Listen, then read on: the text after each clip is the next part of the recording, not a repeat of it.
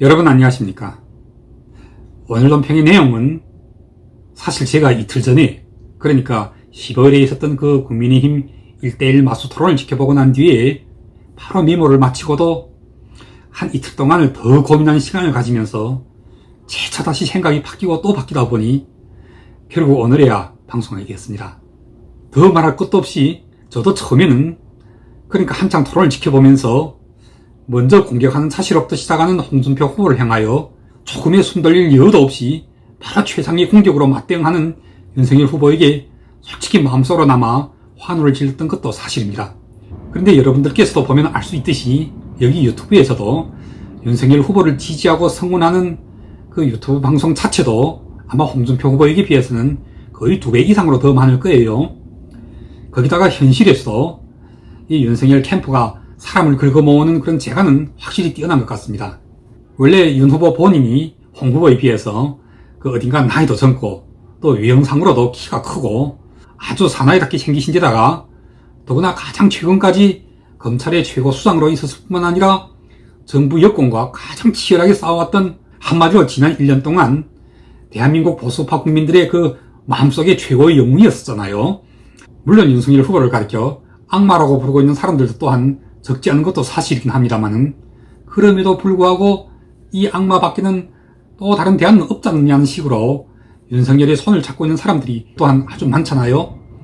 그래서 그런지는 몰라도 윤석열 후보의 캠프는 그야말로 다다익선입니다. 그야말로 많은 사람들을 끌어모았는데, 그 가운데서도 가장 재미있는 장면은 그 홍명희의 소설 임꺽정의 그런 장면이 나오잖아요. 임꺽정이 남서문의 그 한원희와 함께 기생방에 출입하면서 새서방이 들어오니 먼저 왔던 낡은 서방은 자리를 내고 물러나야 하지 않겠냐면서 신입구출이라는 사자성어를 사용합니다. 자, 신입구출. 제일 먼저 윤 캠프에 합류하여 총괄팀장을 맡았던 장제원을 비난하면서 김종인은 은근히 그를 빗대놓고 윤석열이 주변에는 파리떼들이 너무 많이 몰려들어 있다고 했잖아요.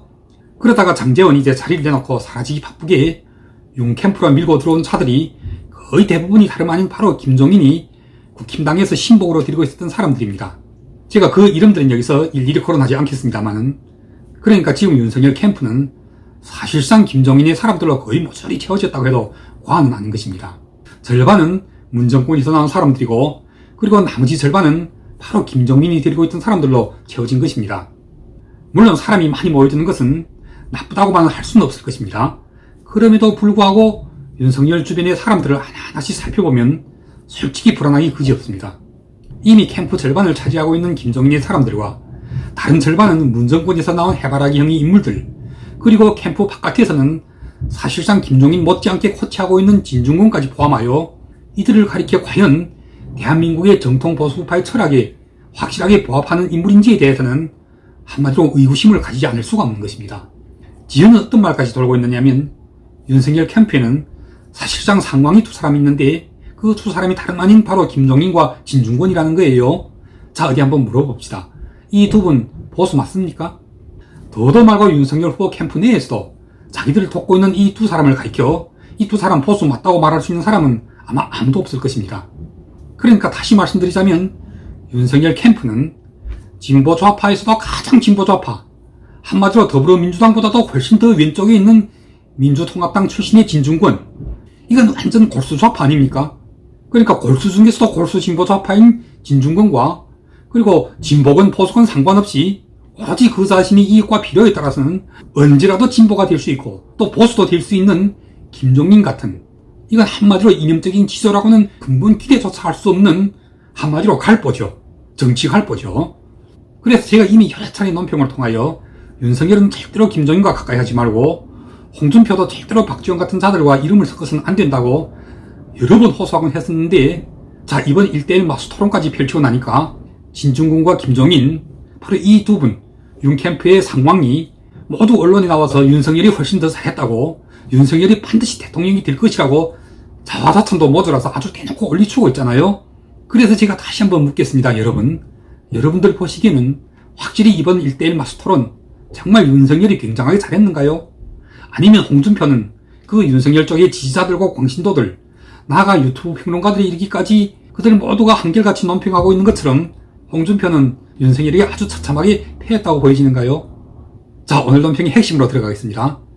제가 지켜본 바로는, 그러니까 엊그저께 그 15일에 있었던 이 1대1 마수 토론, 윤석열 대 홍준표, 홍준표 대 윤석열 이 대결에서 여러분들은 모두 승자가 윤석열처럼 보일지 모르시겠지만 제가 보기에는 사실상 윤석열은 얻은 것보다 훨씬 더 잃은 것이 많습니다. 즉 다시 말씀드리자면 홍준표가 승자가 될 수 없을지는 몰라도 분명한 것은 패자가 아니라는 사실인데 반해서 윤석열은 승자이기도 하지만 사실상 한편으로는 패자이기도 합니다. 즉 얻은 것보다 잃은 것이 훨씬 더 많은데, 먼저 얻은 것은 그가 그분의 지지자들이 자랑하고 있고 또 그분을 지지하고 있는 유튜브의 평론가들이 내놓고 있는 그 논평에서처럼 말문이 터졌고, 그리고 원래 그 씩씩하던 받아치기에 능하던 윤석열의 본 모습을 되쳐다느라고 칭찬하고 있는 것들 다 맞을 수 있습니다. 그래서 그의 지지자들은, 광신도들은 여느 때보다도 더 열광하고 환하고 있는 것이 아니겠습니까? 특히 윤석열 후보가 이번 그 1대1 마수 토론에서 쏟아내곤 했던 그 자신의 지지자들로 하여금 정말 열광하게 하고도 남음이 있을 법한 그 흥분제 같은 발언들.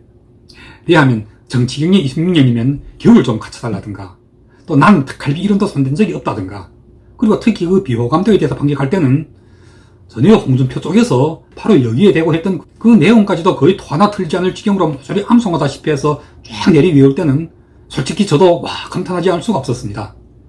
저희 SNS 친구들 가운데는 솔직히 이재명 쪽의 지지자들도 적지 않은데 그분들까지도 이 토론을 지켜보면서 저는 윤석열 쪽에서 얼마나 준비를 잘했던지 이런 의심까지 하더군요.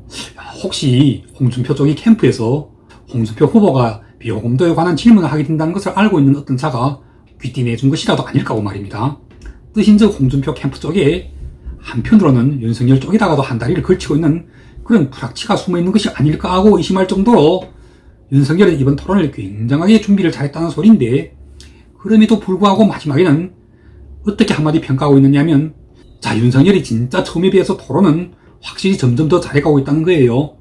이건 사실인데, 그런데 그 토론 내용만큼은 점점 더 깡통이 되어가고 있다는 겁니다. 이게 무슨 뜻입니까? 한마디로 점점 말빨은 세지면서 네거티브로 대응하고 맞받아치고 하는 그 과정에서 이제는 홍준표건 윤석열이건 할 것 없이 모두들이 똑같아지고 있다는 소리 아니고 뭡니까? 비유해서 말씀드리자면 이쪽에서 오물을 투척하니 그걸 피하거나 씻을 생각을 하지 않고 이제는 아주 체념한 채로 에라 모르겠다, 나만 맞을 것 같으냐? 그럼 너도 맞아봐라. 그리고는 똑같이 오물을 집어서 뿌린 만큼 되돌려주다가 2배, 3배 더 많이 쥐어 뿌리니 결국 먼저 오물을 뿌렸던 쪽에서는 무슨 꼴이 나고 있느냐면 되러주고 말로 대받는 꼴이 되고 말잖아요. 그러다 보니 이제는 이 국힘당의 1대1 마수 토론은 한마디로 진흙탕 싸움으로 번지기 시작하는 겁니다. 그래서 이에 대한 저희 관전평은, 그러니까 일단 15일에 있었던 그 윤석열 대 홍준표 대 윤석열 사이의 이 1대1 마수 토론에서 먼저 홍준표에 대해 평가하자면 칭찬 한마디는 작은 고추가 더 맵다. 그리고 비판 한마디는 소문난 잔치에 먹을 것이 없다. 그리고 윤석열에 대해서는 칭찬 한마디, 말문이 터진 윤석열, 점점 토론을 잘하고 있다. 그리고 비판 한마디는 그러나 토론 내용은 점점 깡통이 되어가고 있다. 마지막으로 한마디만 더 하겠습니다. 그래서 이번 1대1 마수 토론을 통하여 더 위험해진 쪽은 사실상 홍준표가 아닌 윤석열 쪽입니다. 한국인의 가장 보편적인 기본 속성은 덩치가 큰 자가 덩치가 작은 자를 괄시하면 그 덩치 큰 자가 욕먹습니다. 또 나이가 젊은 자가 나이가 많은 자를 함부로 경멸하면 역시 젊은 놈이 더 욕먹습니다. 그런데 이보다도 더 엄중한 것은 말문이 터진 윤석열의 말들 속에서 점점 더 드러나고 있는 것이 그의 일천한 정치적인 경력과 경륜에서 비롯되고 있는 그 철학의 부재, 내용의 천박스러움, 이런 것들은 지금 모두 윤석열의 가장 위험한 빈구석들입니다.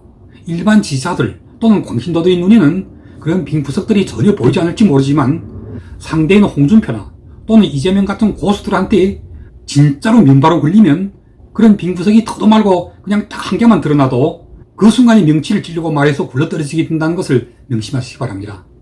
죄송하지만 한마디만 더 하겠습니다. 지금 점점 더 윤석열을 위험으로 몰아가고 있는 것은 윤석열에게 들이닥치고 있는 이런 위험한 문제점들은 전혀 보이지 않고 그냥 수박장수가 내 수박이 더 달다고 우기고 떠드는 것처럼 그 뒷공무니에 묻어다니면서 열광하고 환호하는 지지자들 내지 광신도들이라는 사실을 절대로 잊으셔서는 안 됩니다. 만약 계속 이런 식대로라면 더도 말고 불고 한 달 뒤에 윤석열 후보는 땅을 치면서 후회하게 될 날이 올지 모른다는 사실을 반드시 명심하시기 바랍니다. 그럼 오늘 방송은 여기까지 하겠습니다. 감사합니다.